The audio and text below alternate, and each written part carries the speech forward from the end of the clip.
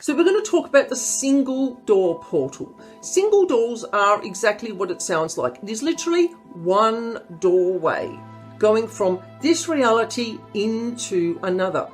Now there are also double door portals, which is an interesting concept which I saw in my mind through a house healing job recently, where I asked, is this a single door portal? And I got no. And I attempted to close it and it kept opening again. And I'm like, there's something more to this. And when I questioned further with my dowsing, there was actually a double door with a space in between.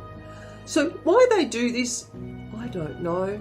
But now when I close these portals in people's homes or on the land, I always ask, is it a single door portal? Is it a double door portal? We have to get to the details to be able to close these things accurately and make sure that they stay closed.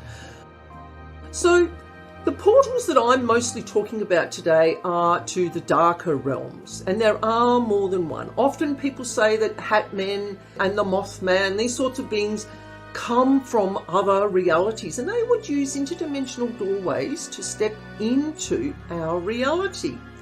Now, sometimes these beings can be really sneaky. They can actually infuse portals with what we would call spells, so that the portal can't be closed.